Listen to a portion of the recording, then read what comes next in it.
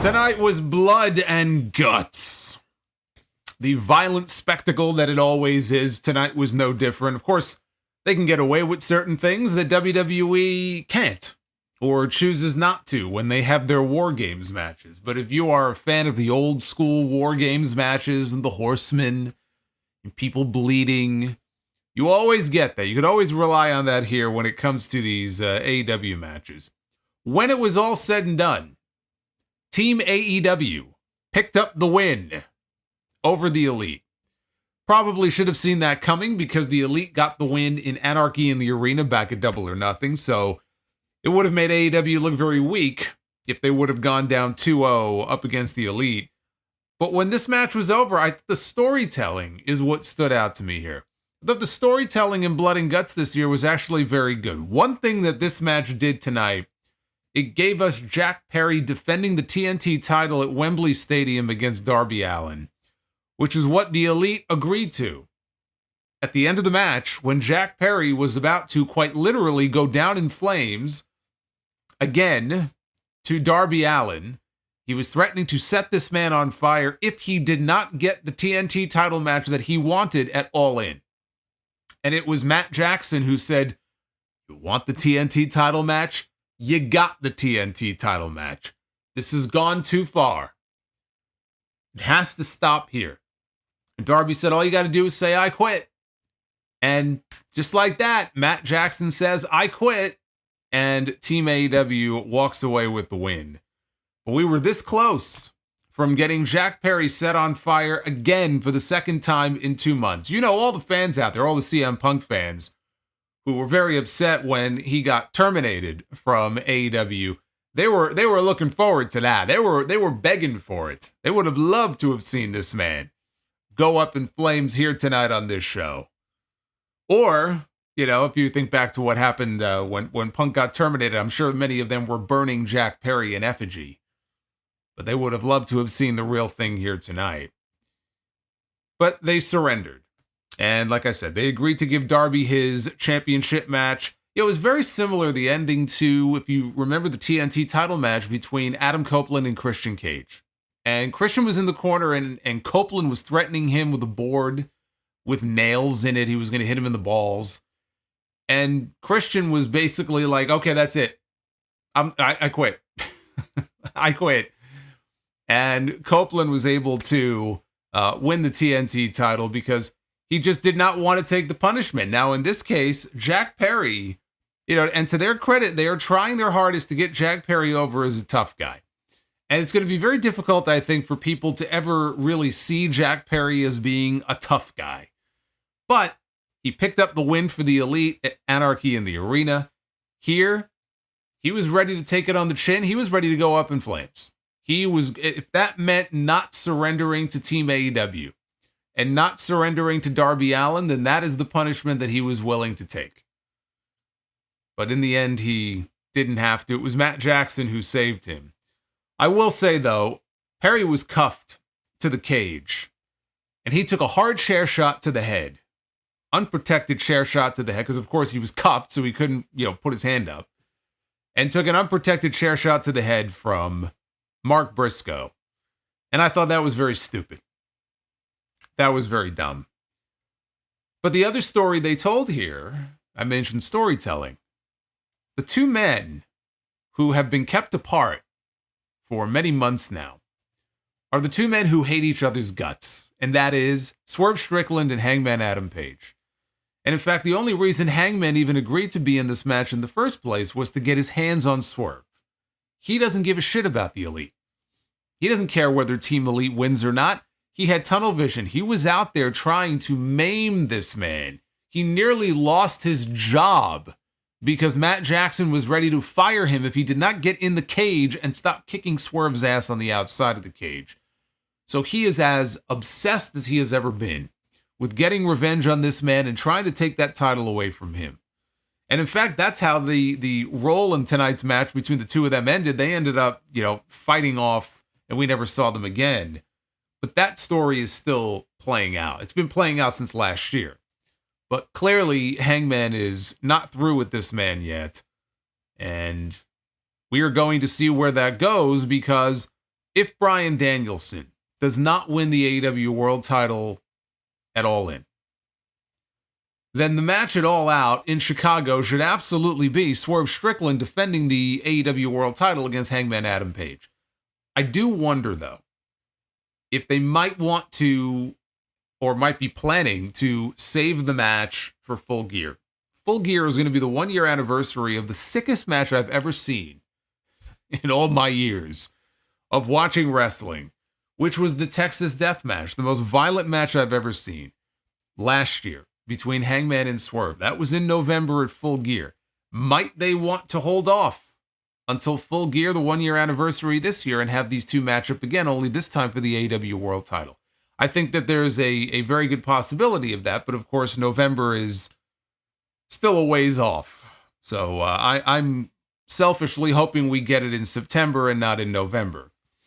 But through all of the violence and all of the gore and all the weapons and all the blood and everything else, there was some great storytelling here. You know, last year, I said that the Blood and Guts match, it was not the best Blood and Guts match they had ever done. But it was violent, it was chaotic. That's exactly how I would describe Blood and Guts this year. It was not the best Blood and Guts match they've ever done, but it was violent, it was chaotic, the crowd was hot for it, and it set up 2 championship matches now for us in the future. One at Wembley Stadium, and then one TBD between Swerve and Hangman, which we know we're going to get. The Acclaimed, we already know the Acclaimed are going to get a shot at the tag team titles because they already won the opportunity. And it will probably happen at Wembley Stadium because who else are the Young Bucks going to face? I guess FTR is back now. They could be added to the mix. We had FTR and the Bucks last year. So we already know the Acclaimed are going to be getting a shot. I have no idea who Okada is going to be defending the Continental title against. Based on their interactions tonight, it could very well be Mark Briscoe, who's already the Ring of Honor World Heavyweight Champion. In fact, he's defending that title this Friday against Roderick Strong. It's a damn shame that Kenny Omega is not going to be ready in time for All In because that would be the obvious match. But we're going to have to wait a little bit longer to get that. But I thought Blood and Guts for what it was, I thought it delivered. And I do think that it moved things forward heading into Wembley and beyond in a positive way. MJF and Will Ospreay, that was the other question. Based on the finish of their match last week, one of the best matches in Dynamite history. A very polarizing match among part of the IWC here, the Internet Wrestling community. Polarizing only among people who, you know, have complaints about pretty much everything. But it was a very divisive match, and I already talked about that. But the question was, coming out of that match, it seemed obvious that there was a ready-made rematch there for Wembley Stadium, but would they take it? Or would they try to overcomplicate things and bring other people into it and bring Daniel Garcia back and have him involved here? No. In fact, they're going the predictable but the right route, which is we're getting a rematch at Wembley Stadium for the international title, which is technically not the international title. We'll talk about that. And Mercedes Mone has got herself some muscle. You know, Mercedes is a very good wrestler. One thing that you cannot say about Mercedes is that she's got a lot of muscles, right? She's not big in that way where she's got big muscles. You don't look at her and go, wow, what a powerhouse she is. So those who don't have muscles do the smart thing and they go out and spend money and they pay for muscles. I mean, Hulk Hogan made a career out of that. You know, Dr. Zahorian and all that. But you go out and you get yourself some muscle. And that's what Mercedes did. And who that person is, you should know exactly who that person is, because it's the very idea that I pitched 2.5 months ago. I love it. We'll talk about all of it. This is your AEW Dynamite review, Blood and Guts, for Wednesday, July 24th, 2024. I am the Solomonster. Like and subscribe. Super chats are open. There is a brand new one. Say his name and he appears. I believe in the monster. I believe in the monster. 'Cause they love them in London, in Paris, in Tokyo, America, Scotland, and Canada, and Mexico. They say, I believe in the monster. I believe in the monster. Oh my God, David Fearing breaking in the new Yeet. 100. And there's a yeet. The new $150 Joe Hendry super chat. I was just about to mention it. And then you beat me to the punch. And then there it is. It just pops up on screen. I love it. I love it. Thank you very much. David Fearing dropping a $150 bomb on my ass here, breaking in the new super chat. David, you are awesome. Thank you, sir. Thank you, thank you. Yes, that is one of the new ones. There's a few other ones as well. You can find them all in the description down below if you are so inclined. The timing on that, I mean, come on, man. The timing on that couldn't be any better. I also want to mention this here before we go on here. I had a great discussion last night. You like my singing, huh? Had a great discussion last night over on JD's channel on Tuesday Night Titans, over 3 hours. So if you didn't check it out, if you missed it, make sure you do check it out tomorrow. Not tonight, because I got you right now, but great episode of TNT. So go ahead and check that out. And I also just want to give a shout out to JD because he lost his fur baby this morning of 22 years, Bacardi. And having gone through that myself 5 years ago, it sucks. I mean, there's just no other way around it. It's just a shitty situation. So I'm thinking about you, brother, and I will be seeing you on Friday at House of Glory. You know damn well, by the way, that I was watching this main event tonight, holding my breath as I watched Swerve Strickland out there and staple guns and chairs and all kinds of plunder and weapons and blood and guts and everything, because we've got Swerve Strickland, the AEW World Champion, coming in for our main event this Friday night at House of Glory. And I said, I see the announcement of him being in blood and guts and leading Team AEW 48 hours before. I'm sitting here like he's my son and I'm his father. And I'm like, please let him get through the match unscathed. Thankfully, I think he did. I think he's okay. I won't be completely comfortable until I get a full report, but I think he made it out okay. He made it out a lot better than he did in the Texas Deathmatch last year. So let's get into this here. This show opened with Alex Marvez, our favorite correspondent. He was in the AEW hotel parking garage, so he was not at the arena. But he said he was hoping to get a word with Will Ospreay. And all of a sudden, Will Ospreay, he went running past him. I think he had his luggage with him. Like he was in a rush to get to the bill. I don't know. Maybe he overslept his alarm. I don't know why he was running late. But he goes to his car and he finds that his tire has been slashed. And so he's unable to use his car. So Ospreay asks Marvez, he goes, you have a car here? Marvez says, yeah. He goes, give me the keys. So he gives him the keys. They race over to this white SUV that just happens to be parked right there. And apparently that's Alex Marvez's rental car. Marvez gets in the passenger seat. Ospreay gets in the driver's seat. And Marvez still has the microphone so we can still hear him. And he asks Ospreay, he goes, have you driven in America before? And Ospreay says, nope. And he hits the gas and off he goes.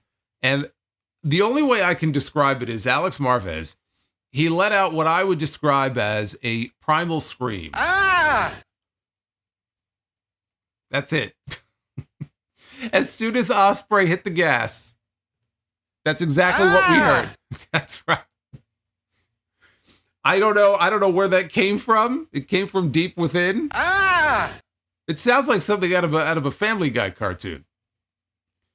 Oh, Alex Marvez. Meanwhile, back in the arena, we get a group of cheerleaders, and they're lined up the ramp to welcome out the new AEW International Champion, Maxwell Jacob Friedman, MJF. He said Will Ospreay did not hit the Tiger Driver 91 in their match last week because he is a gutless coward. The fact that the fans even thought that Ospreay could beat him when he couldn't even beat that schmuck Swerve is laughable. And then MJF turned to the camera and said that Shane, talking to Swerve now, says, I haven't forgotten about you. I have not forgotten about my world championship. He said he's just waiting for the right moment to pounce. So is that why he didn't declare himself for the Owen Hart tournament? He's waiting for the right moment to pounce. Okay. He said, lucky for Will, his grandma died recently. Which is true. Will Ospreay's grandmother did pass away recently. He said, so he can dig himself a grave next to hers, but he told him to dig that grave about a football field away from her tombstone.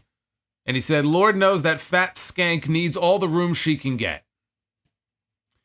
So he challenged Ospreay to come on out after him. He said, but he's worthless. Of course, he wasn't there yet, so nobody came out.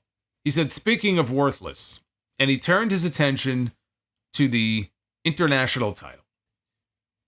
He said the fans like the belt because it's the workhorse belt, right? A lot of great workers have held that belt, and it was held by international talent.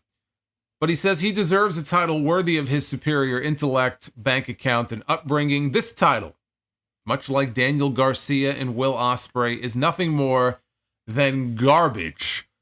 And he leaned through the ropes, and he dropped the international title into a garbage can that was sitting on the floor outside the ring. He pulled a Medusa. In the ring, though, behind him on a stand was clearly a belt, and it was covered by like a black tarp, so we couldn't see it. But he pulled off the black tarp to reveal the brand new American Championship. And there she is. Old Glory. Not for nothing. That's a nice looking belt. That is a nice looking belt. It's the same design as the international title. But I'm a sucker for a belt that has a little bit of blue in it. So I like it. Although another belt is the last thing that this company needs, but it's only temporary. But I'll tell you what, though, you know what I like? I like the callback with this to what Ospreay did in New Japan. If you remember when Will Ospreay won the U.S. title, the IWGP U.S. title, he changed the look of the belt and the name of the belt to the IWGP UK title. So really all MJF is doing is he's taking a page out of the Ospreay playbook there, so it's kind of smart. So the fans chanted USA, and he cut them off and said when he talks about America, he's not talking about nasty ass Nashville. Say that 5 times fast. Because they were in Nashville, Tennessee tonight. He's talking about the only place that matters, the most magical place in the world, known as Liv Morgan's booty. Known as Plainview, Long Island, New York. You want to get heat in Nashville, you just put over Long Island, New York, and just instant heat. He said, God bless the USA, God bless our American champion, but most importantly, God bless our American hero, Maxwell Jacob Friedman. They played the Stars and Stripes theme, right, which Lex Luger used for a while when they turned him red, white, and blue in WWE, so he came out to that music. They played that music, they shot red, white, and blue streamers into the air, and then they dropped the American flag from the ceiling, and the stars on the flag were replaced by little MJF heads, because they zoomed in and it was his head. And so that was what was on the flag instead of the usual stars. Will Ospreay finally made it to the arena. There he was, and he went after MJF, but he got away. Ospreay got on the mic. He said he could try his best to feed everyone some bullshit, but they're not eating it. At minute 59 in their match, and he says MJF was breathing out of his asshole, which is very impressive. And he said MJF knew that he couldn't beat him. He reached into his trunks. He went past his tiny little dick, and he pulled out his diamond ring and cracked him over the skull with it. He would rather cheat than admit that a guy like him is on his level. But he got great news to share here because he had a meeting with Tony Khan and with Christopher Daniels. Let me stop there for a second. Does that not seem a little redundant to me? Or to you? I mean, it is redundant to me. Does that not seem redundant that he would have to go meet with Tony Khan and Christopher Daniels? Christopher Daniels, the whole point of him, he is Tony Khan's surrogate. So Tony Khan doesn't always have to come out and make these announcements and decisions, right? That's Christopher Daniels can do that on his behalf. But I mean, if you're going to go meet with Tony Khan, what the hell do you need Christopher Daniels there for? I'm just saying. But anyway, he met with the two of them, and the news is this. He's got his rematch. Not only does Will Ospreay got his rematch, he has it on his home soil. All in London, August 25th, it will be MJF defending the International Championship against Will Ospreay. Well, I mean, look, that's for the International Championship. He didn't say anything about the American Championship, right? Two totally different things here.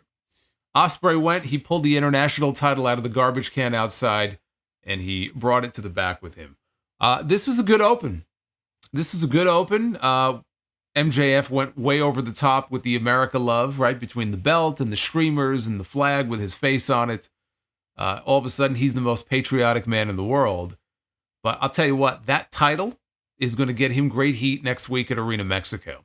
Because he's going to Mexico for CMLL. He's going to be wrestling Templario next Friday. So imagine him pulling up to Arena Mexico with that American title and healing on the fans. He's going to get a lot of heat doing that. Ospreay was pissed when he came out, rightfully so. So, everything they did with him, I thought was bang on. And the rematch is confirmed. So we no longer have to wonder, what are they going to do with Ospreay? Are they going to add somebody to the mix? Which I suppose they still could, but they shouldn't. Right now, it's one-on-one. We're getting the rematch at Wembley Stadium. It will be MJF and Will Ospreay. And that's the way it should have been from day one. So I like that. That was the right decision to make. To the back, we find out who would have the man advantage in the blood and guts match. We see Bryce Remsburg is standing right outside one of the locker rooms, and he's got a coin.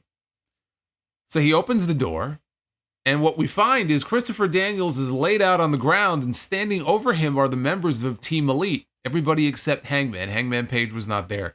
But all the other members of the Elite were standing over him.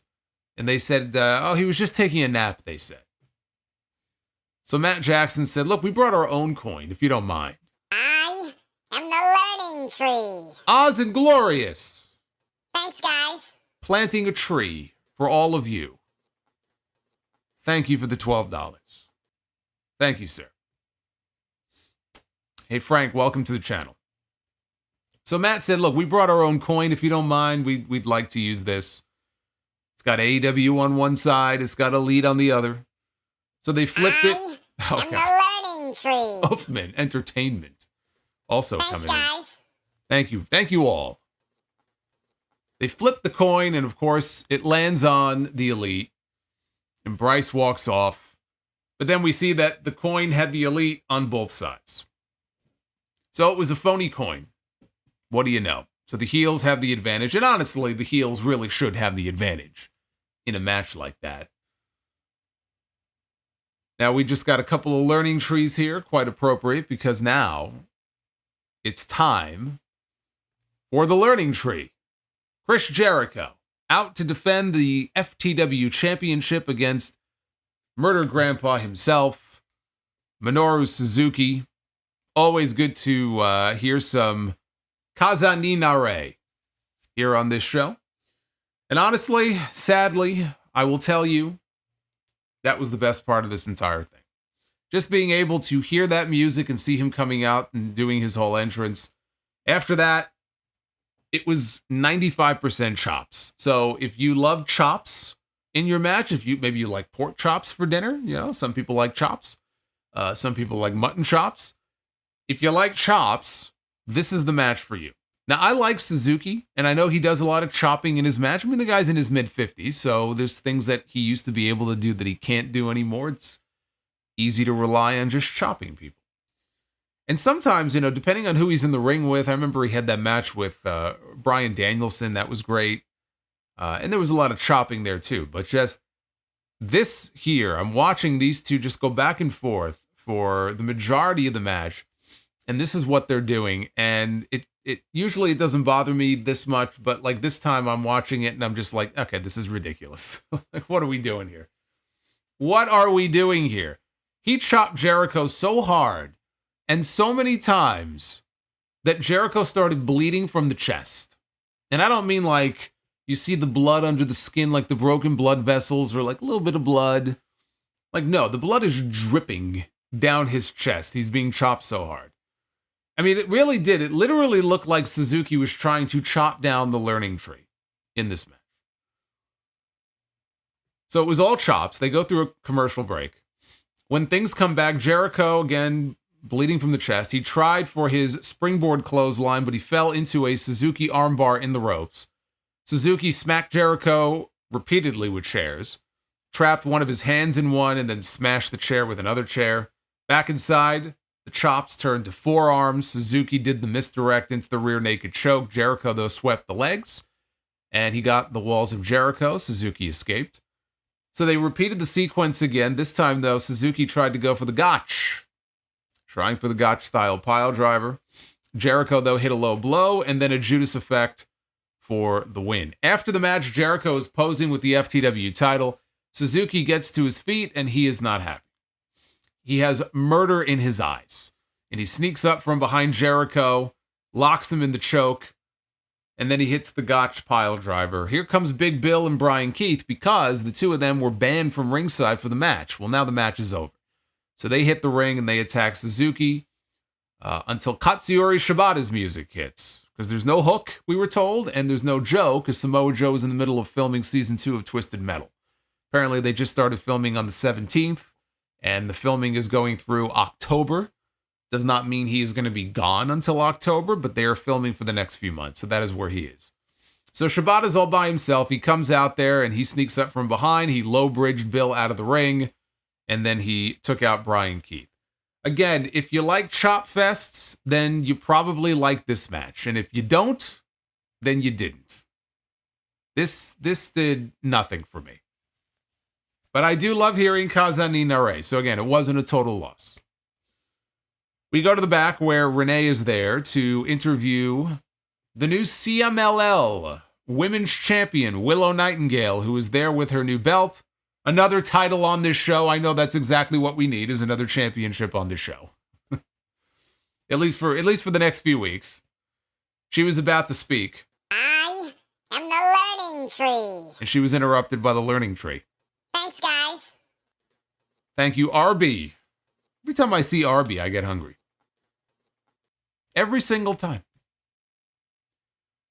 I'm in the mood for a roast beef sandwich, and I don't even like roast beef. So she was about to speak, Willow was, when Stokely Hathaway interrupted and distracted her just long enough for Chris Statlander to ambush her. Statlander hit an F5 onto one of the equipment cases. Stokely challenged Willow to an eliminator match next week on Dynamite for the CMLL women's title and said that we'll wait for your answer until you wake up. And then they walked off. Who asks for an eliminator match instead of just asking for a championship match? What? Like if I beat somebody up in the back, right? And they have a title that I want. I'm not asking them for an eliminator match. I'm like, I want a championship match. We got a big stadium show coming up. Give me a title shot. We don't have rankings in this company anymore. Don't give me that rankings bullshit, okay? The rankings are dead. They died a long time ago. Then they tried to bring them back. I don't know why. I haven't heard a fucking word about them. There are no rankings anymore. What are they asking for an eliminator match for? Ask for a damn title match. I'll tell you what, though. Statlander and Willow at Wembley Stadium is going to be great. And that gives us 3 strong women's matches on that show because we'll have Willow and Chris Statlander. We'll have Mercedes and Britt Baker. And Toni Storm and Mariah May. All on the same show. That's pretty good. We had another promo backstage with Renee. This one was recorded earlier in the day. And this time she was interviewing Bryan Danielson, who was sitting cross-legged on top of one of the equipment cases. He said the doctor said that for the moment, his neck is fixable. If something happens and, he just wants to enjoy the moment, this is kind of where his head is at right now, right? He knows his neck is fixable, but he just wants to kind of enjoy things while he still can because his full-time career is winding down, as we all know. So Jeff Jarrett interrupts him. He just comes walking by. And Jarrett says that he was crushed when he didn't win the Owen Hart Cup, but Danielson is the perfect guy to win it and to fulfill his destiny at Wembley Stadium. Jarrett said that Swerve Strickland knows exactly what he needs to do to retain his title. He said it sounded like Danielson had one foot out the door, or he was just making excuses, talking about his neck. He said, if you're going all in, you got to go all in. A lot of people believe in him, Jarrett being at the very top of that list. So Jarrett left. And after his little pep talk here, and Renee asked Bryan, how do you feel about that? And Danielson said he's got a lot of work to do. Excalibur said the full interview is coming soon to the AEW YouTube channel. I thought that was a good use of Jarrett, especially, they did a good job of establishing how much the Owen was important to him and how badly he wanted to win it and how honored he was and touched that he was even in the tournament in the first place. They had him presenting the title and the trophy to Danielson in the ring after he won it. So for him to show up and say, hey, brother, look, you're having some doubts here. This tournament was a really important thing to me. I didn't win it, but you did. And so don't squander this opportunity. If you're getting a title shot in the main event at Wembley Stadium, you better go and work for it and take advantage of it. So it was like a little pep speech that he gave him here. I also think it may have also been a way to play off the comments that Danielson has been making in the media recently, because he, even before the Owen, was giving a couple of interviews and was saying, that I'm not at a point in my career where, I should be challenging for the AEW World title. I don't think my body could hold up to a big pay-per-view main event.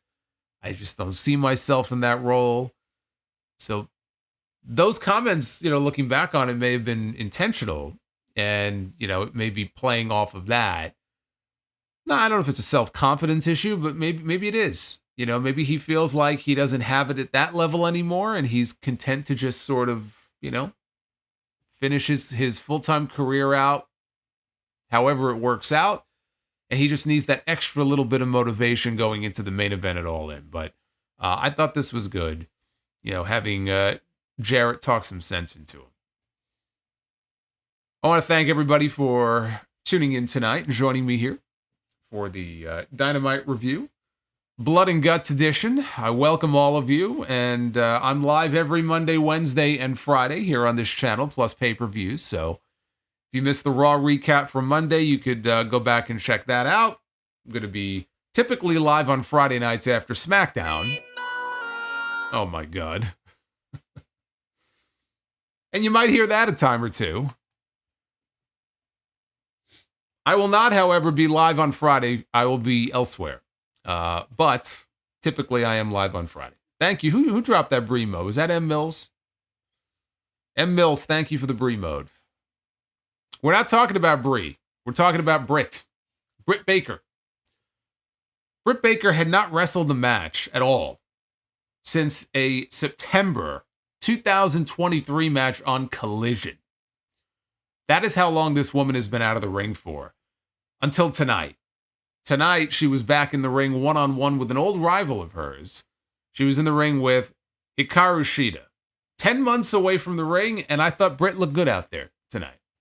A lot of history between these two women. Shida famously broke Britt's nose in a match on Dynamite 4 years ago, for those who may have forgotten. This image here, which if I remember correctly, is that the image that Britt put on a t-shirt? Or was that from the match with Thunder Rosa? I don't remember.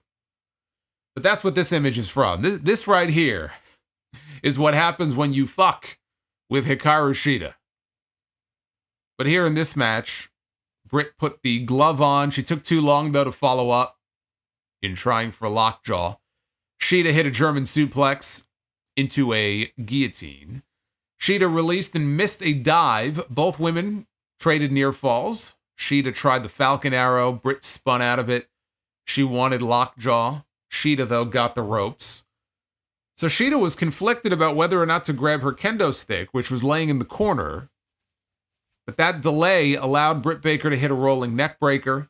Shida hit the question mark kick into the Falcon Arrow. Baker dodged the katana knee and applied lockjaw for the submission win. Good comeback win for Britt. Again, first match in 10 months. I thought she looked good. Of course, she was going to win here because she's heading into Wembley Stadium. And as far as we know, Shida is not. After the match was over, Mercedes Moné's music interrupts. And she saunters out onto the stage. She's got her New Japan Strong Women's title around her waist. She's got her TBS title over her shoulder. And she says she knows Britt Baker wants a TBS title match at Wembley Stadium. And everybody wants to know what her answer is going to be to the challenge. And her answer is no. There will be no title match. All of a sudden, they have a tight shot of Britt Baker in the ring. She's up against the ropes looking out at Mercedes. And all of a sudden, there is a commotion in the arena. And before they even showed who it was, in my mind, I'm like, it's got to be her. And sure enough, camera pans out. And who do we see in the ring behind Britt Baker? Kamille. Former NWA Women's World Champion, Kamille Brickhouse. The same Kamille who has been rumored to be under contract to AEW as far back as February. She had an NXT deal in hand and she turned it down and supposedly signed many months ago with AEW.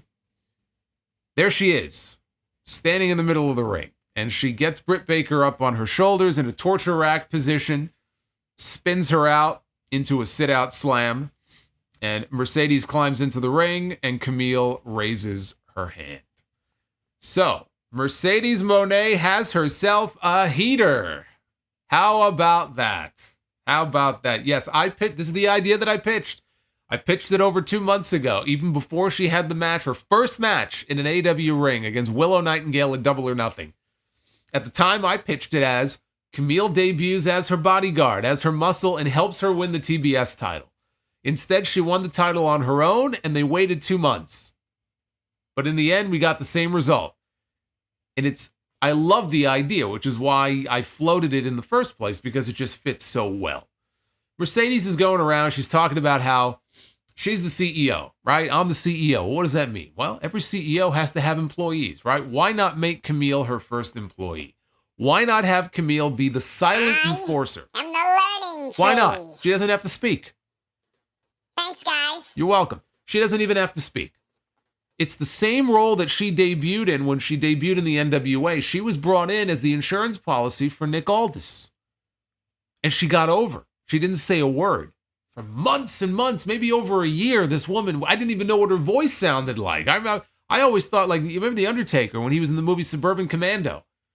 And we didn't hear him speak the entire film until we got to that one part and he opened his mouth and it sounded like he had just, blown up 15 fucking balloons. It sounded like me there singing the Joe Hendry song at the beginning of the stream. Right? I didn't know, if you watch the movie, you have no idea what the guy sounds like. But that was the role that she debuted in the NWA, and it was very effective. And she was able to get over that way.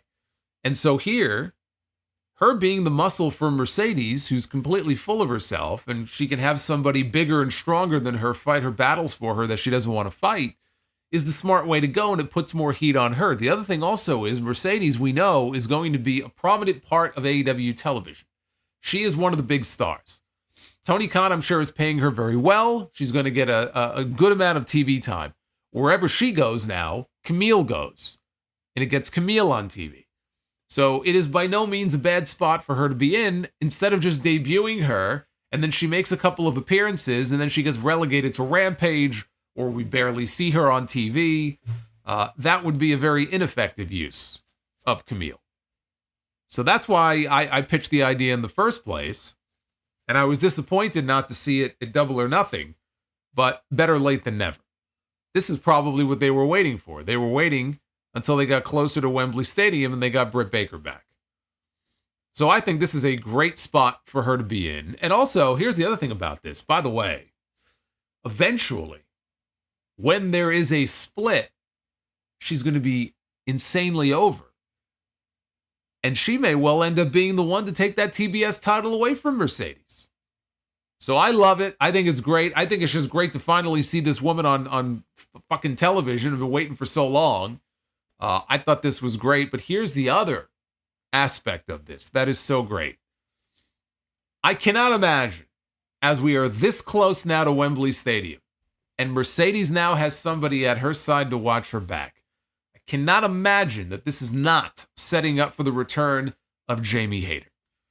The only thing is, do we get it before Wembley and then she's going to be in Britt's corner? Or do we get it at Wembley? I'd rather get it at Wembley. Hit that music, let her come out, get that entrance, either at the beginning of the match, after the match, if there's some kind of, beatdown or something. I would re-debut her at Wembley Stadium. Let her get that reaction. As long as I was waiting to see Kamille pop up on TV, Jamie Hayter has been sorely missed. And so I'm very optimistic now that we are actually very close finally to getting a Jamie Hayter return based on what we saw here. So I think it's good news all around. I love everything about this. And the sooner we get Jamie Hayter back, you could do tag team matches, right? Mercedes and Kamille against Jamie and Britt. You could do, my God, you could do Kamille against Jamie Hayter. What are those matches going to look like? So I can't wait. I think that's great. Now we come back from break, and the Patriarchy is backstage. Christian Cage is holding all three Trios titles. For those who don't know, the Trios titles were vacated, and there was a match on Collision last week with the Patriarchy and the Bang Bang Gang. It was Juice Robinson and the Guns, and the Patriarchy won the titles. Christian immediately took possession of all three of them as if they all belonged to him and was posing with them. So when the segment starts here, he's got all the belts. I should mention this here. Killswitch, apparently. Killswitch got hurt in that match on Collision last weekend. The report is he suffered a partially torn bicep in that match, but he's planning on working through it. Now, it's not as if we see him in the ring every single week. It's not like they're doing house shows, so he could probably work through it, although that's a tough injury. But here's what I want to know, and I said this on the podcast actually on Sunday. I brought this up. I want to know what the hell is going on Collision. What is going on this show on Saturdays now? We have had 4 injuries in the last 3 weeks. 2 on the same show this past weekend. It started a few weeks ago with Riho. Riho fractured her arm. The following week, Dalton Castle gets knocked the fuck out by Roderick Strong with a leaping knee strike. And apparently he's going to need surgery, whatever the injury is. It's serious enough that he's going to need surgery and he's going to be out for the rest of the year. So best wishes to him. Then we get to Collision this past Saturday, and there was a match between Hikaru Shida, who we saw earlier on this show, and I know a favorite of many of the people in the chat, that being Sky Blue. And in the opening moments of the match, Sky Blue catches Shida on a very simple dive out to the floor and broke her ankle. So Sky Blue now is going to be gone for months with a broken ankle, and now we find out that on that same show, later on, Killswitch suffered a torn bicep. So I don't know, it's some weird thing going on with Collision over these last 3 weeks. If I saw my name up on the board and I knew I was wrestling on Saturday, I'd be a little worried going forward because this Collision show does not have a lot of good luck around it. So whatever's going on there, hopefully it stops. Because, yeah, jinxed, it might be. It might be the curse of Punk, I don't know, but hopefully that will change. So anyway, Christian said a few words, and then he left the floor to Nick Wayne. And actually, he left. He and Mother Wayne and Killswitch walked away, and the camera is just focused on Nick Wayne, who starts cutting a promo. And he says he's going to be in the Royal Rampage match. Actually, Christian said that Nick Wayne is going to be in the Royal Rampage match, which is being taped tonight. It's probably already been taped. So it'll be 2 rings, 20 men. The winner of the match will be guaranteed a shot at the AEW World Championship at Grand Slam in September. So Nick Wayne is going to be in that match. As he's about to cut his own promo, he spots someone standing off to the side, and he walks over to them, and that person turned out to be Kip Sabian. And he says, "Why are you always around, like when I'm around?" Said that he knows Sabian is also in the Royal Rampage match, and he's going to throw him out. And then Wayne told him, "Nobody cares that your father is dead." I mean, boy, this got amped up from like 0 to 60 in 2 seconds here. 1 second he's talking about the Royal Rampage. The next second he's talking about the fact that his father is dead. And he tells him to be a man and suck it up. I am not going to lie to you. It took me a good 5 seconds to even recognize that that was Kip Sabian. You know, because he's got the blonde dye job on the hair. He's got that mustache now. I didn't realize who it was right away, but I swear, if you dye his hair black and you put a pair of shades on him, he would be a dead ringer for Dr. Disrespect. And of all the people to be mistaken for right now, or to be cosplaying as, I can tell you, Dr. Disrespect is not that person. But that's who he reminded me of when I looked at him. We have Pac one-on-one with Bear Boulder, or just Boulder, whatever. He's still Bear Boulder to me. Pac tried a suplex. Boulder didn't budge. Pac floated over into a pump kick. This didn't go very long. Pac ended up getting a win with a brain buster on the big guy for the victory for him. Excalibur did mention, I should bring this up here. Excalibur did mention Pac winning a shot at the International Championship in that 4-way match a few weeks ago. But then he also mentioned that MJF is obviously wrestling Will Ospreay at Wembley Stadium. And there was no further clarification on what that means for Pac as far as Wembley goes, because what we've been hearing is that Pac wants his Wembley moment. So clearly his Wembley moment does not involve him getting a shot at the international title. That is going to have to wait. Maybe he'll get his shot at All Out. But what does that mean for Wembley? You know, he's not going to be left off the card. So what do you do with Pac, right? You stick him in a match with Chris Jericho for the FTW title? I mean, he doesn't fucking need that. Do you put him in the ring with a debuting Ricochet? Maybe Pac shows up at Wembley without a match. And he says he's got an open challenge. He is determined to have his Wembley moment, and he's going to take his Wembley moment come hell or high water no matter what. So if anybody has the guts to walk out here and take me on one-on-one right now and try to take my moment away from me, I dare you to come out and try. And maybe that's where we get the debut of Ricochet at Wembley Stadium. And we could even open the show with it. You get Pac and Ricochet in the opening match at Wembley. How's that for an idea? Not bad, huh? I'd be down for that. But we'll see, because I don't know what else you do with the guy. Honestly, I really don't. Then we got the debut of the Glamour, Mariah May, who carried her Owen Hart title belt to the ring in one hand, and in the other hand, she had the white high heel shoe. I'm the learning tree. That I wish I could bash his brains in with. Thanks, guys. I seriously would bash his brains in if he was in front of me right now. Not you, the Juliet. I'm talking about Jericho. The Juliet, thank you for the learning tree. Mariah May carrying the high heel shoe that she used to bludgeon Toni Storm with on the show 2 weeks ago. And it still had some of the blood stains on it, too. I like that little touch there.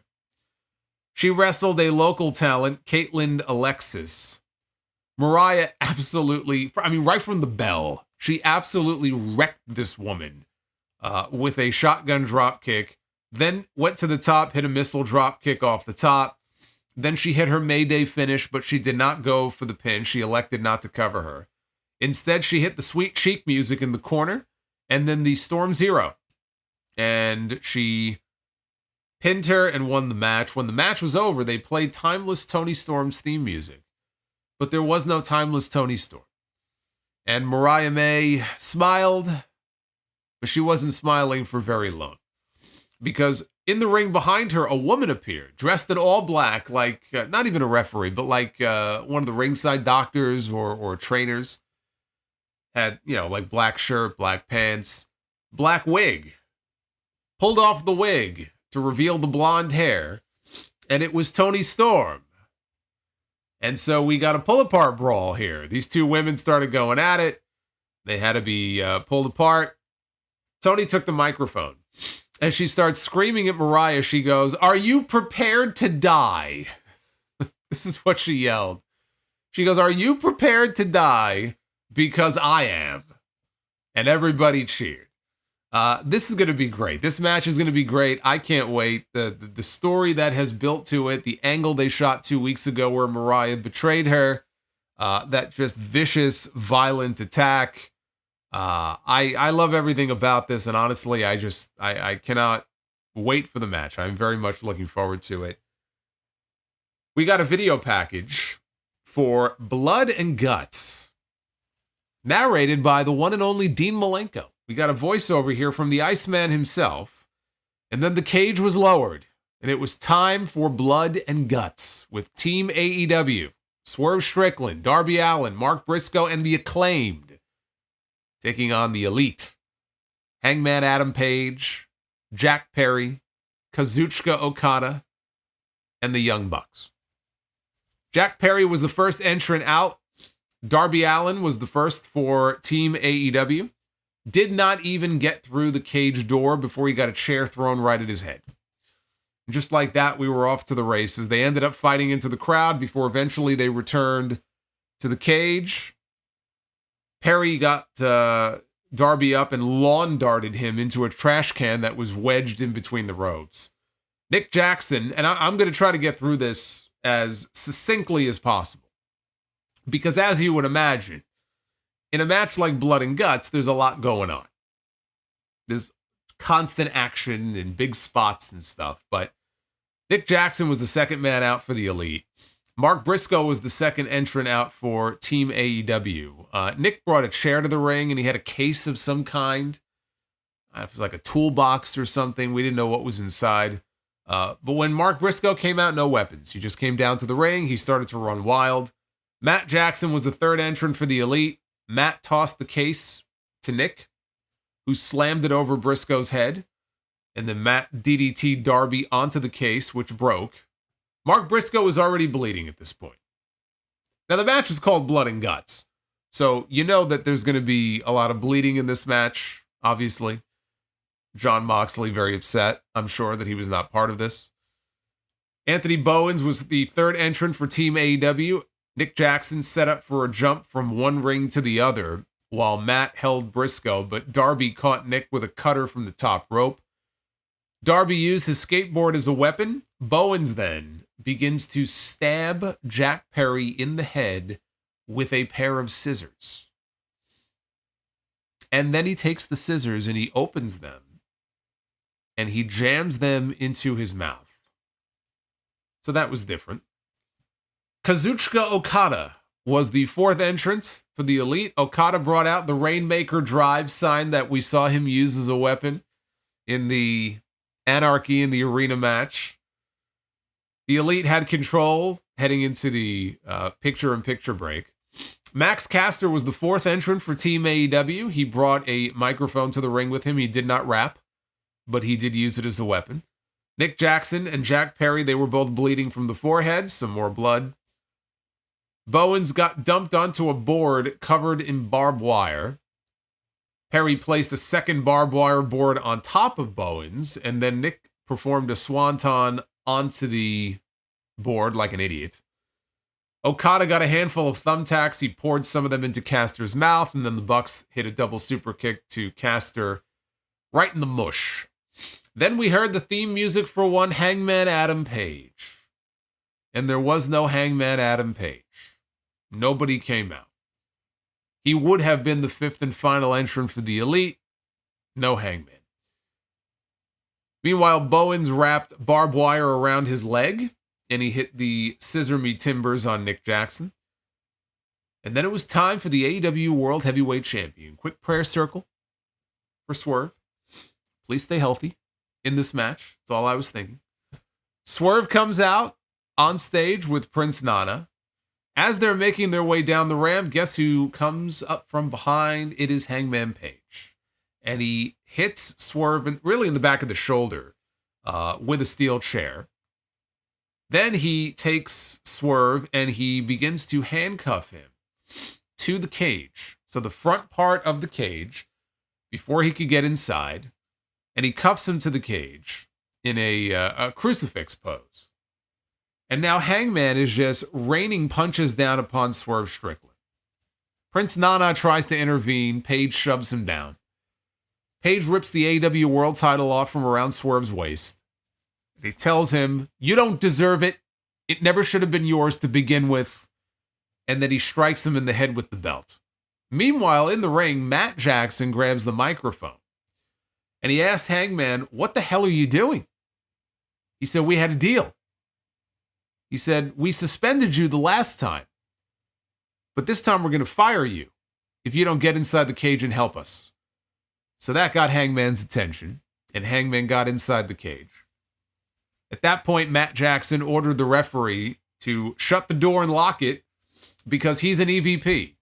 And so with that, the match officially began, because the match could not officially begin until all 10 men had been introduced. This works the same way in War Games, right? The match beyond now begins. So only now, and I think we were about 30 minutes in at this point. This was right around the half-hour mark. And at this point, the match now officially begins. So after the break, because there's another commercial break, they come back. And Jeff Jarrett is coming down to the ring, and he's got his guitar with him.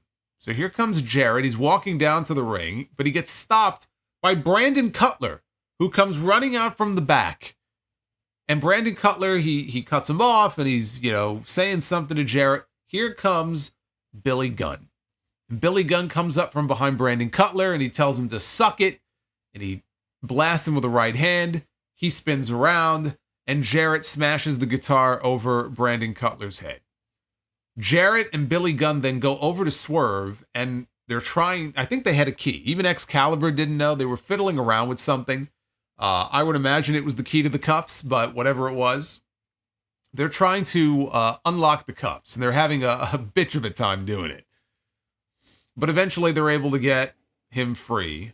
Prince Nana, though, is going to have to help out here because Swerve can't get into the cage. The cage door has been locked. So Nana hands Swerve a pair of pliers. Using the pliers, he's able to peel back the bottom part of the cage. He basically rips the whole bottom part open. And he climbs into the cage that way, through the bottom. Whatever works, right? Swerve finally gets inside. He takes out the Elite one by one until it's just Swerve in ring number 1. And over in ring number 2 is Hangman Adam Page. So, the brawl begins. Swerve ended up with a staple gun, tried to use it on Hangman. Swerve, though, got hit with a low blow. Matthew opened the broken case from earlier that I mentioned that Nick brought to the ring with him. Opens the case, and inside the case, even more staple guns. One for each of them. Enough to go around. So each member of the Elite grabbed one. They took turns stapling Swerve with them. Swerve comes up laughing. He's smiling. It's like he enjoys it. I think they did that actually in the Texas Death Match as well. The learning tree. Last year. Thanks, guys. Hey, Smoking Dried Chicken, thank you very much.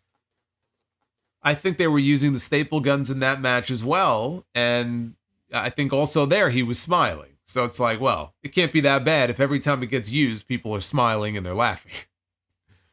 Maybe that's not the best way to sell the staple gun.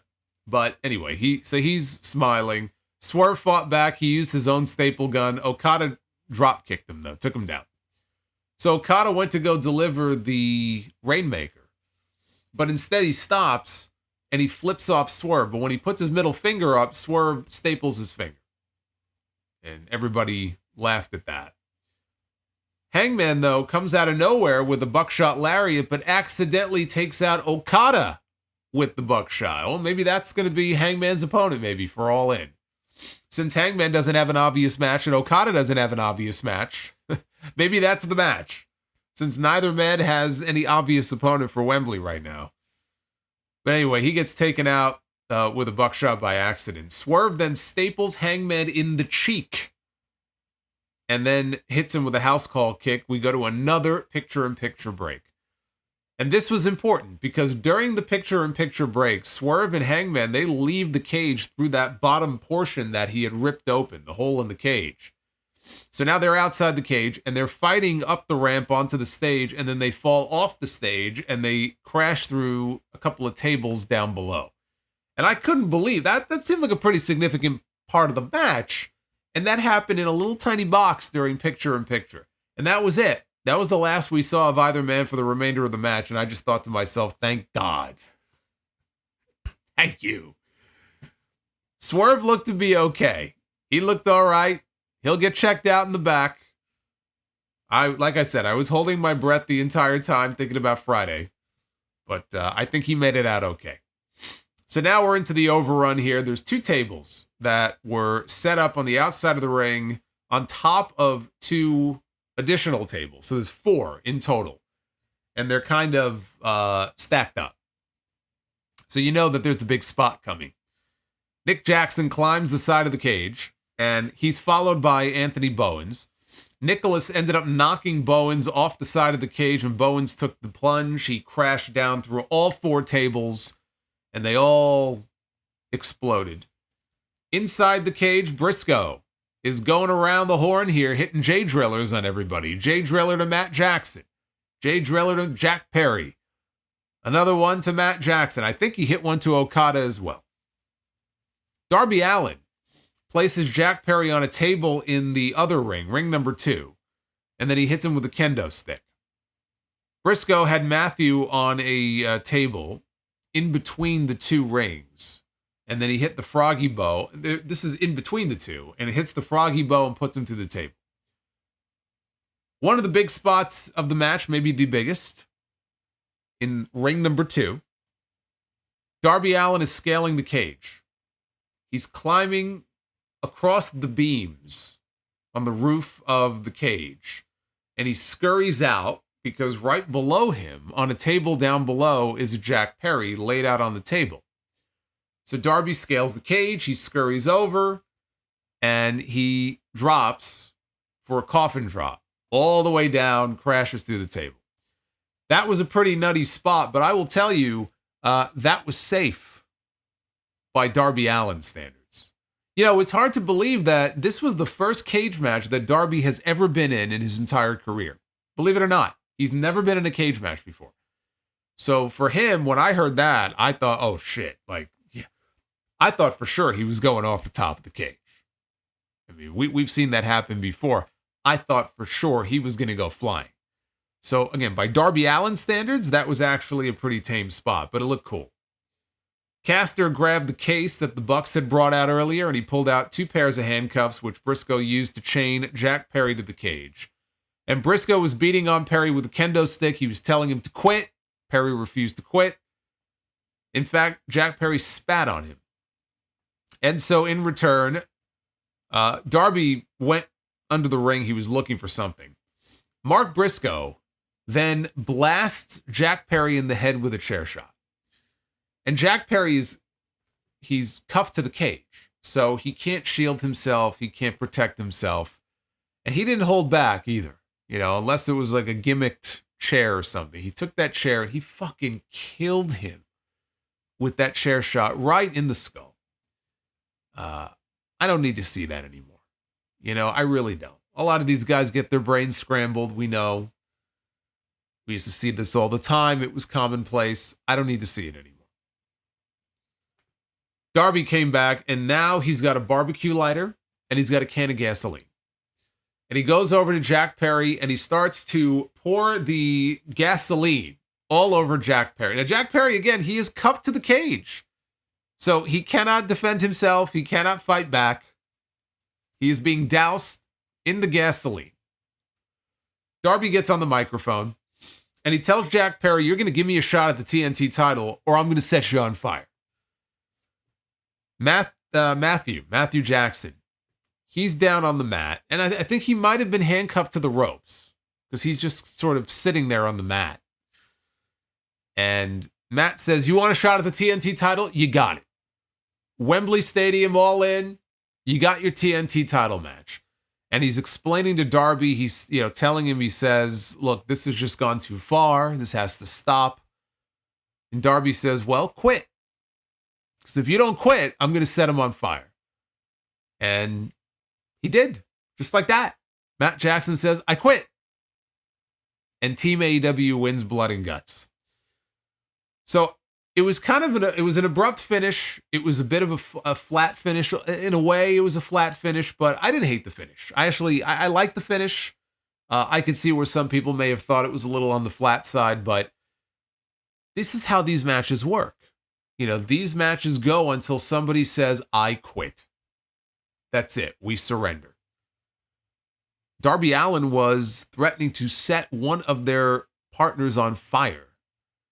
And the guy was cuffed to the cage and defenseless to do anything to stop it. It kind of makes sense that one of the Young Bucks would say, I quit.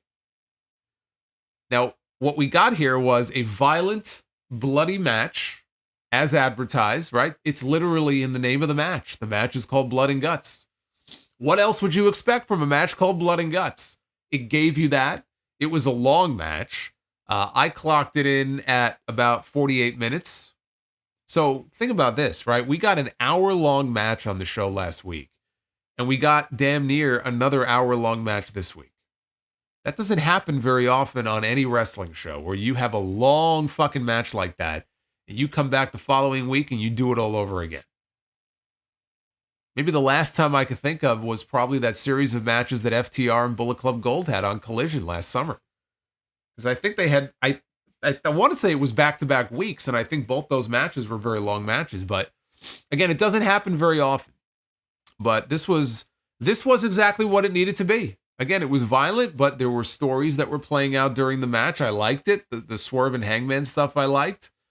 And I want to see that match. The Darby Allin match now is set up for the TNT title at All In. It made it feel like a big deal that really, if you think about it, the purpose of this match, the finish, really existed to set up that title match for Wembley Stadium, which makes it feel like a bigger deal. So I know some people don't like these matches and they don't like maybe any of the hardcore type stuff, Anarchy in the Arena and stuff like that. Some people will like it, some people will not. I know what to expect coming in, and I didn't think that the story was all that strong, to be honest with you, coming into the show. The whole Team AEW against the Elite thing, in my opinion, has really fallen very flat. It just hasn't really worked in the way that I think Tony Khan wanted it to. But they managed to still tell different stories during the match itself. All In is looking like a very strong card right now. And they've already got some matches that they could even be setting up for All Out. Swerve and Hangman could be an All Out match.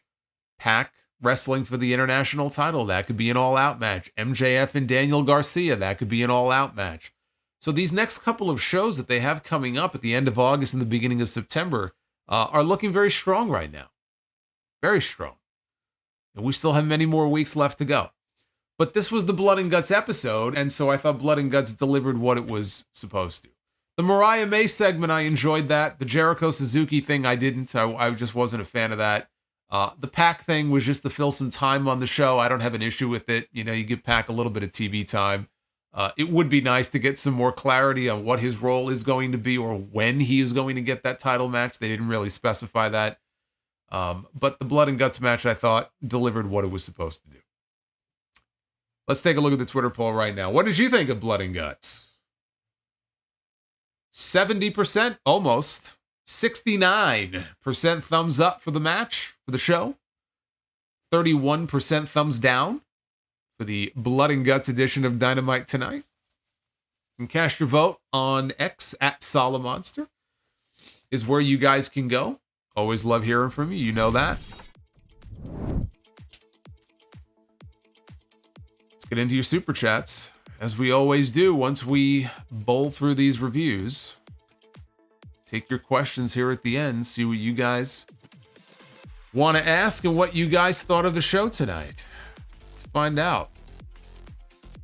And thank you, by the way. Look at this. David David Thiering dropping $150 super chat, breaking in the brand new one. What's up, Solo? Don't know if you caught this, but I did. Yes, I did. He said on JD's social media, he said it's official. Solomonster is a psychic medium when he is not podcasting. For the Mercedes and Kamille thing. Look, I'm just happy they went through with the idea. I wouldn't have pitched it if I didn't believe that it was a great idea. I thought that it was a very smart way to debut Kamille. It will get her in a prominent role on the show.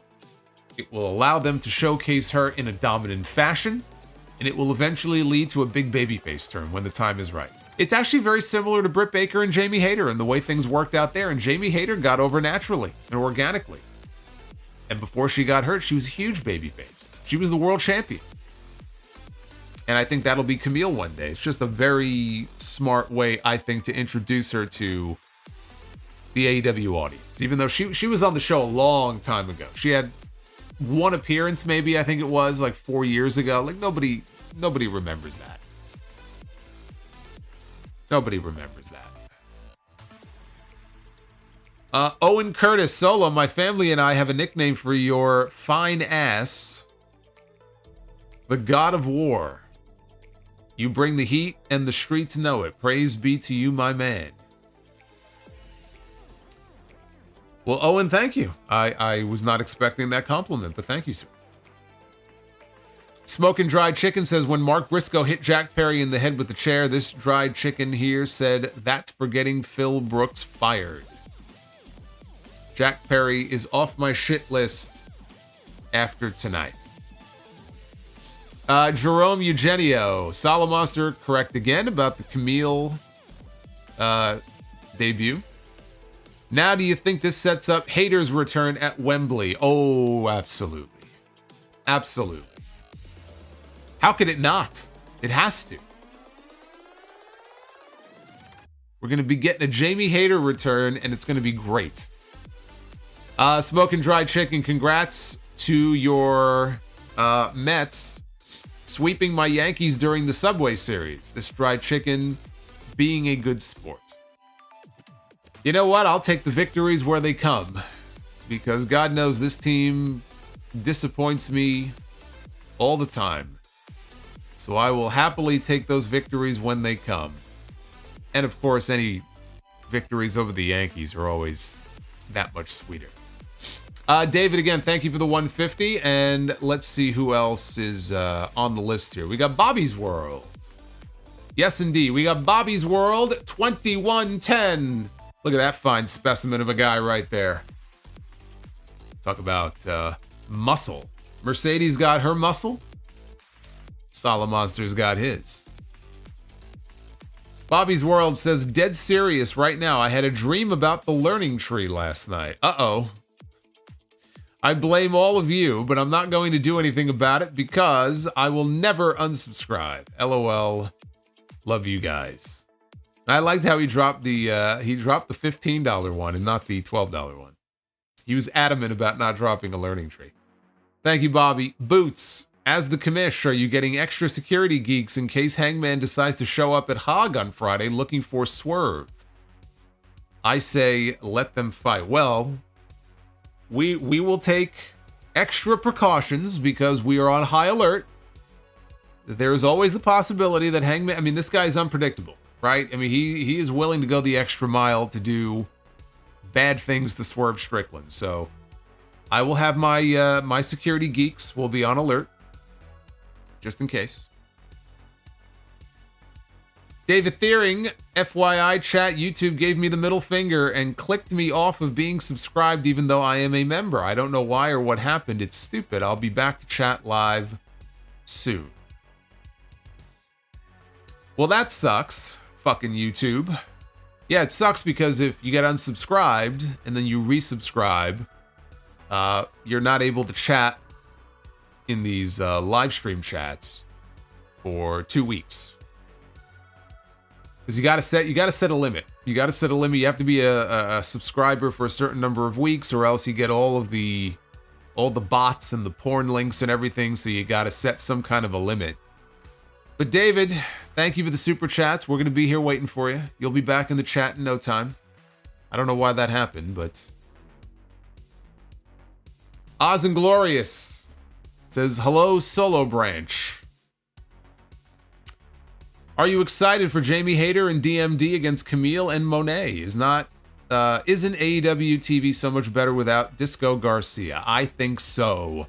Thanks, guys. Yes, I am very much looking forward to that. In fact, I was just saying, All Out. There's already a bunch of potential matches for All Out. Why not do that tag match at All Out 2 weeks after Wembley? That's what I would do. Uffman Entertainment, Mets played the Yankees 4 times. Mets beat the Yankees 4 times. Let's go Mets. Fuck the Yankees. I may only be able to say that this week, so I'm going to take full advantage of that. Fuck the Yankees. Food Hive. I just stopped by to see if Solomonster broke his arm, patting himself on the back with his correct prediction with Mercedes' new muscle. No, the arm's feeling pretty good. I don't got that like Barry Horowitz imprint, so I know where to go like that. No, it's all good. Don't forget, by the way, who told you that Seth Rollins was going to be the guest referee at SummerSlam? I'm just saying. Jonathan Bordeaux, international title. What a pittance. It'll be back. It's not gone permanently. Arby, under a learning tree, I prayed to Grimace for the Mets to sweep the Yankees, and it happened. In the name of Solomonster, the learning tree, and the Grimace, can I get an OMG? Thanks, guys. Get an OMG from me. All good for me. Project Libertad, Tanahashi saw that title that MJF showed and got a huge heart-on and wished he could have something like that in New Japan. Well, he's the president, so if he wants one, I mean, he can create one. He can create whatever he wants. He's the president of the friggin' company.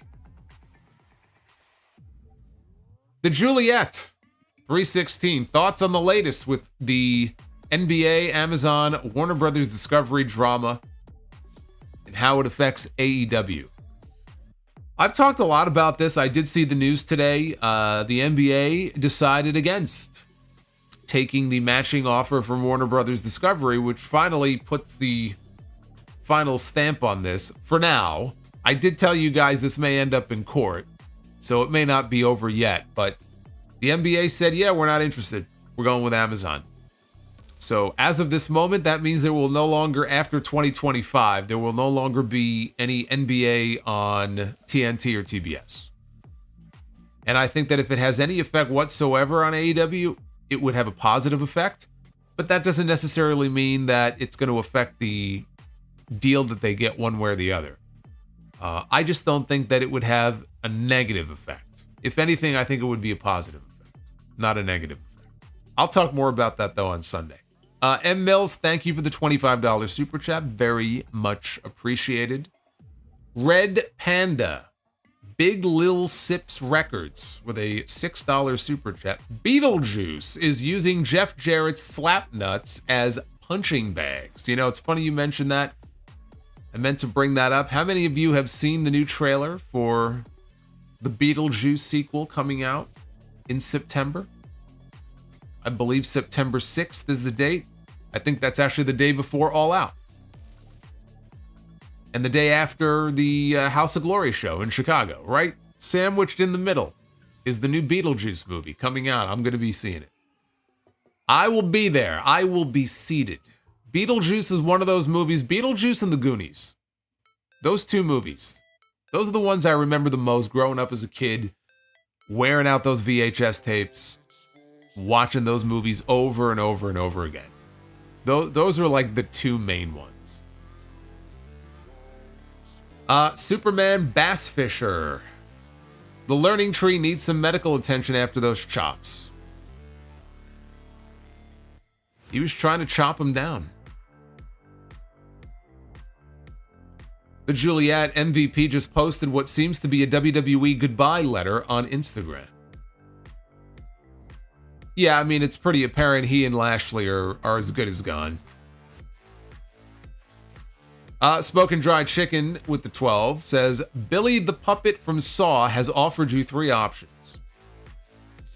Option number 1, fight every member of the bloodline for $1 million. Option number 2, fall through 20 light tubes for $500,000. Number 3, 100 chops for $5,000 from Gunther and Suzuki. I'll fight every member of the bloodline for $1 million. I'll do that. Yeah.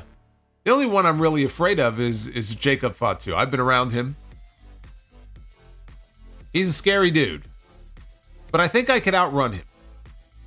I think I could probably use my speed and tire him out. But you flash $1 million in my face and I'll take my chances. You can keep the light tubes. Amanda Nicole, just showing some support to one of my favorites in the IWC. One of. What is this one of stuff? Amanda, thank you very much. I appreciate that. Derek J. Speaks says, man, I love Danielson so much, but they did such a great job of hyping up a Swerve Hangman match tonight. I wish we were getting that at Wembley. I'm with you, man. I wish we were too. We're going to get it. It's just going to have to take a little bit longer. Ricky Cornflakes, where is Hologram? How can AEW come back without the GOAT? Thank you, TV Tracks. Hologram. Tell you what, though, if you're going to debut a new character like that, you're not going to find a better opponent for him than Gringo Loco. We've got Gringo in House of Glory, and well, he'll be there Friday, but Gringo's great. You put him in the ring with anybody, you're going to get a great match. But the hologram gimmick, that's all it is. It's a gimmick. There's a little bit of a novelty to it. And he'll spend most of his time on Rampage before long. It's all, just, it's nice to hype up somebody new and give them a push. Nothing wrong with that, but there's nothing special about it. It's not going to be some big money making gimmick for AEW. It's just not.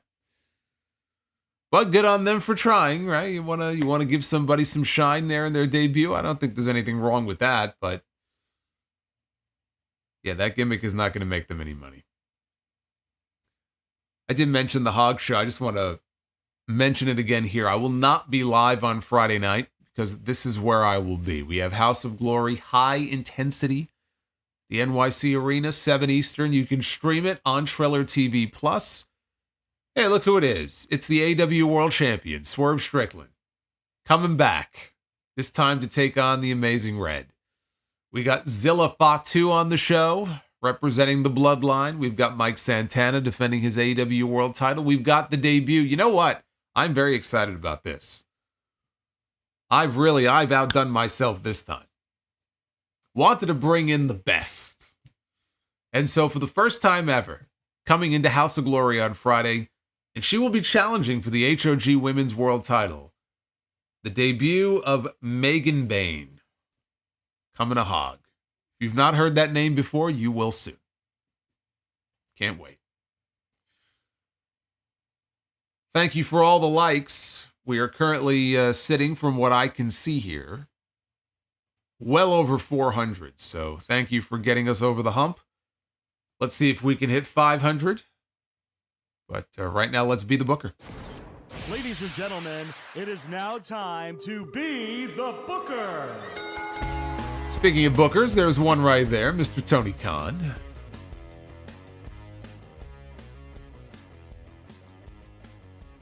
This will be the final Be the Booker of the week. So let's make it a good one, shall we? Let's make it a good one. Let's see what we can whip up here, shall we? Tag team Be the Booker. Oh, you didn't know. Row, row, Roman Reigns gently down the stream. Row, row, Roman Reigns gently down the stream. It's the New Age Outlaws. It's the Road Dogg and Billy Gunn. It's weird. Billy Gunn, like in this image here, this was probably 2012, I'm going to guess. Billy Gunn is in better shape now in AEW than he was in this photo. And this photo has to be over 10 years old. He's in better shape now than he was then. It's not the way it's supposed to work. So we got the Outlaws. I want to say 7-time tag team champions in WWE. Could have been 6. I think it was 7, though. Mays makes a good point. In that photo, they're actually the middle-aged Outlaws. Yeah, well, that's like Shawn Michaels. Like, you're not going to call him the Heartbreak Kid, right? What do you call him? If you don't call him the Heartbreak Kid, what else do we call him now? He just turned 59 years old the other day. The kid is not a kid anymore. The Outlaw is going to be taking on War Machine from Ring of Honor. None of this Viking Raiders garbage. It will always be War Machine. And I like that match. War Machine and the New Age Outlaws would have been a good match. Although we know who would have won the promo battles between those two teams. Women's Be the Booker, we begin with Jazz, the former WWE Divas Champion. Wonder what she's up to these days. Her and Rodney Mack. All right, let's see who we book Jazz against here. Jazz is going to take on the reigning WWE Women's Champion, Bayley. Jazz and Bayley. It's like the battle between two completely different eras of the women's division in WWE. Past and present.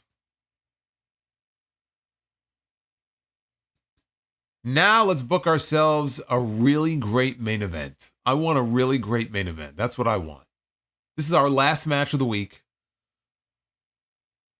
Let's go for the gold here, and we begin with the former World Wrestling Federation champion, the Ultimate Warrior.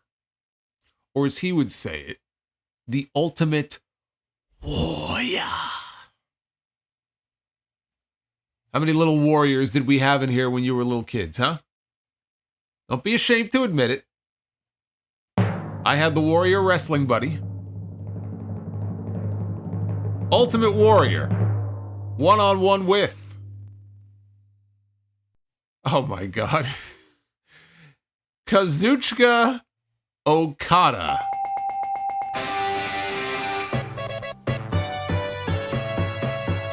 You know, if anybody is going to bring the Ultimate Warrior to the best match that he will ever have, it is this man right here. What the hell? I mean, just imagine, just visualize this for a second. Close your eyes and picture. What would that match even look like? Okada and the Ultimate Warrior. What dimension would that match be taking place in? Hurricane says it's Warriors, so it'll be 10 minutes max. Well, yeah, I tell you right now, you're not going to get one of these 45-minute Okada matches. Ah! Yeah. You're not going to be getting that. That I can promise you. All right, final super chat check here. We are going to go to Alex.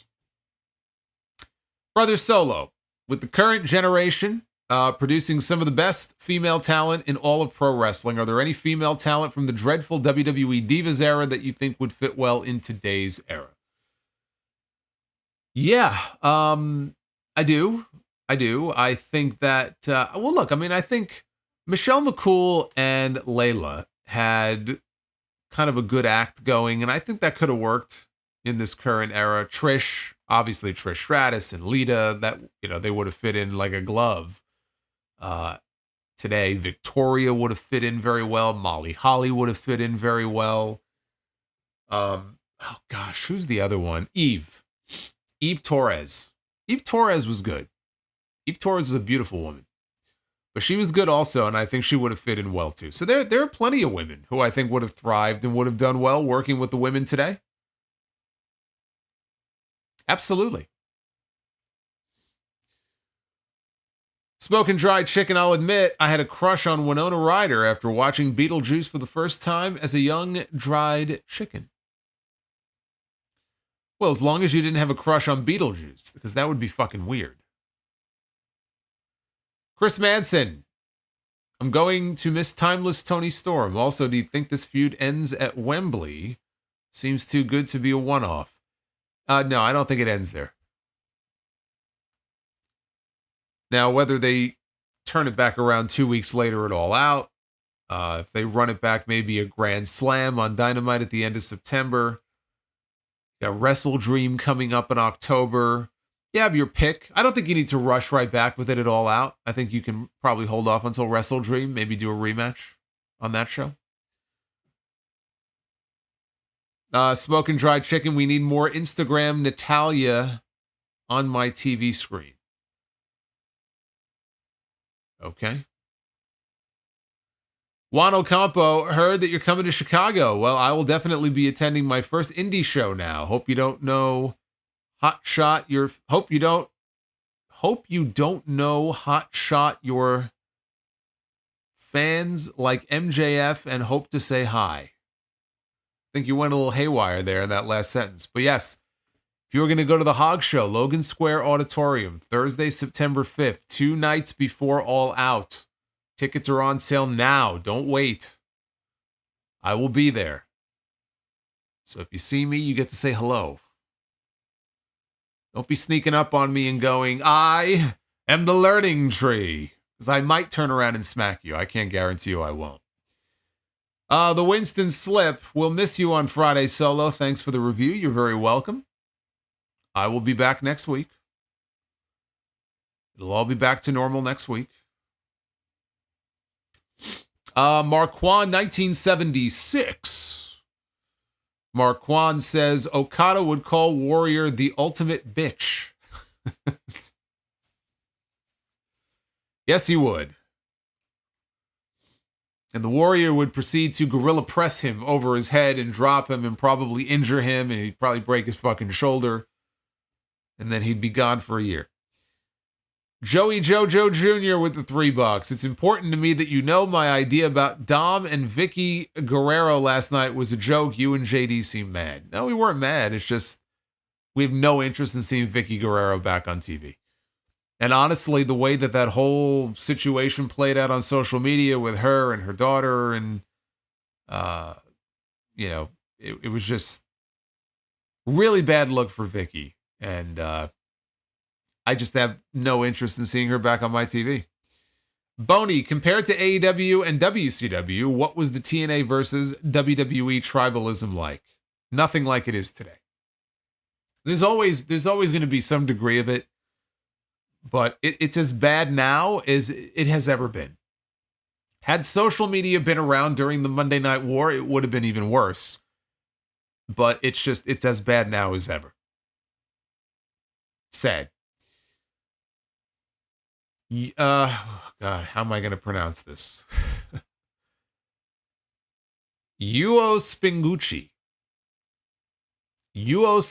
Jericho must have naked Tony Khan pics. What the fuck? Well, what would you rather see? Naked Tony Khan pics or naked Jericho pics? How's that for a parting image before you go to bed tonight?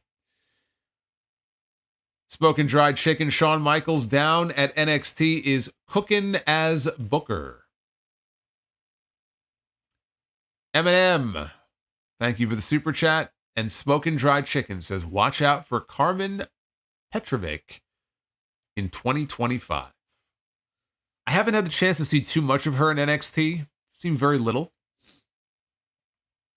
But there's a lot of breakout talent down there, especially in the women's division. So I am looking forward to seeing how many of them become the next Tiffany Stratton or the next Bianca Belair, because they've produced some very talented ladies that I think they're going to make a lot of money with in the years to come. So I look forward to that. What if Twitter was around in 1998? you know what? Wrestling would not have been nearly as fun if it was around in 98. I'm glad it wasn't around. I feel bad for like a lot of the younger fans who are growing up now, and it's all social media, you know, wrestlers out of character on social media. It's just not the same, you know? I'm actually grateful I grew up as a wrestling fan without social media. You know, I can enjoy it now in some ways for what it is, but I'm glad I didn't have it when I was a younger fan. I just feel like it would have made me a lot more cynical and jaded about a lot of different things, but also I just think it would have just revealed too much. You know, because you can reveal too much and it takes away, I think, from the enjoyment of it. But in any event, thank you guys for tuning in. This is your final review of the week, Blood and Guts. Thank you for all the super chats. David, you are still with us. I don't know. Thank you for the $150 bomb. I appreciate that very much. And one last call here from Alex Marvez. There you go. All right, Alex. Calm down, brother. Be well, stay safe. I'll see you guys on Sunday, episode 872 of The Sound Off. And don't forget, go back and check out TNT with myself and JD on his channel from last night. So, Superman Bass Fisher, you get the last word. Tiffany Stratton is a hottie. You said it. You said it. I don't know, Tiffany or Liv Morgan and the Daisy Dukes from Monday night. What about Tiffany Stratton in the Daisy Dukes? Oh, my God. Maybe if we wish it into existence. How's that? How's that for an image? I'll see you guys on Sunday for 872. Until then, take care, guys.